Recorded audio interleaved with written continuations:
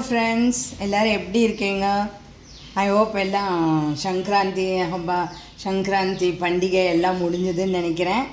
இப்போது நான் உங்களுக்கு வந்து சேப்பங்கிழங்கு வதக்கல், நாட் இது ஃப்ரை இல்லை, இட் இஸ் சேப்பங்கிழங்கு ரோஸ்ட் எப்படி பண்ணுறதுங்கிறத உங்களுக்கு நான் காமிச்சு கொடுக்குறேன். ஏன்னா என் ஃப்ரெண்ட்ஸ் எல்லோரும் கேட்டிருக்கா, நீங்கள் எப்படி பண்ணுறது எங்களுக்கு கொஞ்சம் காமிங்கோன்னு.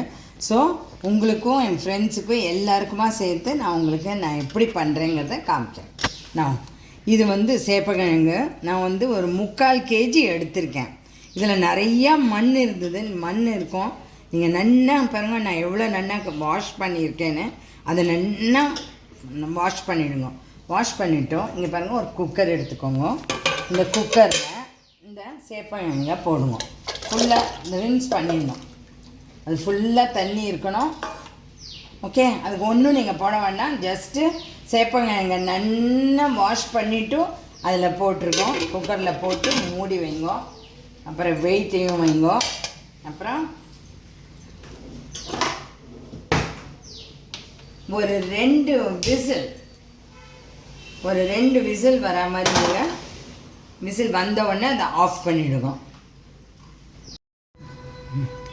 இப்போ பாருங்கள், நான் 2 விசில் ஆனவுடனே நான் அணைச்சிருக்கேன்.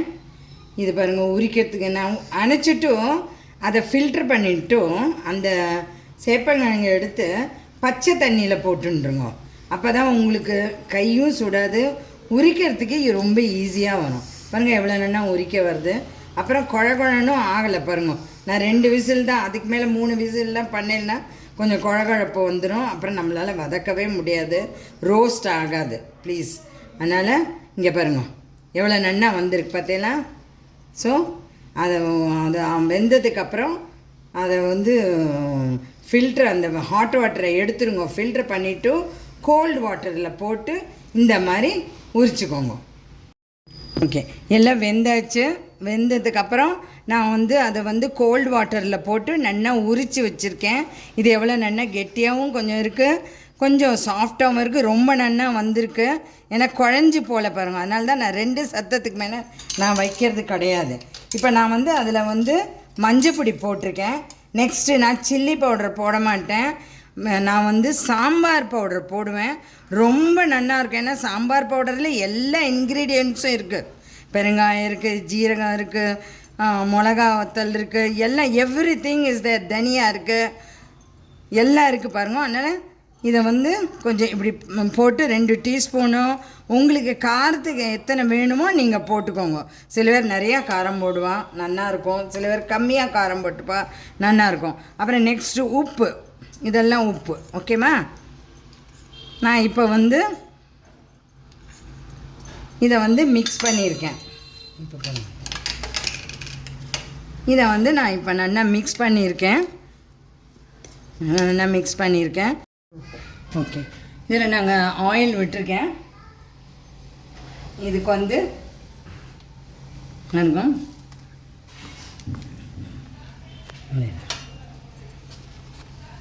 உளுத்தம் பருப்பு, கடுகு. நான் வந்து எல்லாத்துக்கும் ஜீரகம் போடுவேன். ஏன்னா ஜீரகம் வந்து கூல் பண்ணும், இது டேஸ்ட்டும் ரொம்ப நல்லா இருக்கும், கூல் பண்ணும். பெருங்காயம் இதில் நான் போடலை, பிகாஸ் அந்த சாம்பார் பவுடரில் நிறைய பெருங்காயம் போட்டிருக்கு. அதெல்லாம் போட்டு தான் அரைச்சிருக்கேன். தனியா எல்லாம் போட்டு தான் நம்ம அரைப்போம் இல்லையா. அதனால் இது நல்லா வெடித்த உடனே கொஞ்சோண்டு கருவேப்பிலையும் போட்டுக்கோங்க.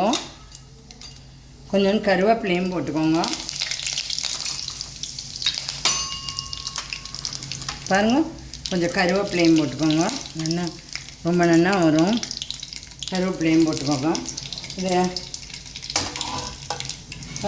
நல்லா செவந்துன்னு வருது. அப்போ நான் இதெல்லாம் மிக்ஸ் பண்ணி வச்சுருக்கேன் பார்த்தல சேப்பக்கிழங்கோட.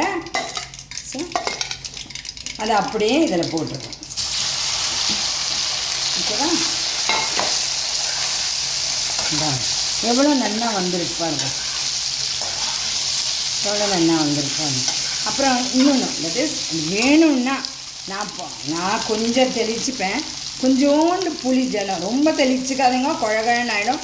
கொஞ்சம் டேஸ்ட்டு கற்றுனா நல்லா கெட்டியாக கொஞ்சம் ஒரு டீஸ்பூன் கூட போகிற ரொம்ப வேண்டாம். தெளிச்சுட்டு பாருங்கள் எவ்வளோ நல்லா வந்திருக்கு பார்த்தீங்கன்னா. சேப்பங்கிழங்கு உள்ளே ரொம்ப நல்லா வெந்திருக்கு பாருங்க. எவ்வளோ நல்லா வதக்கின்னு பாருங்க.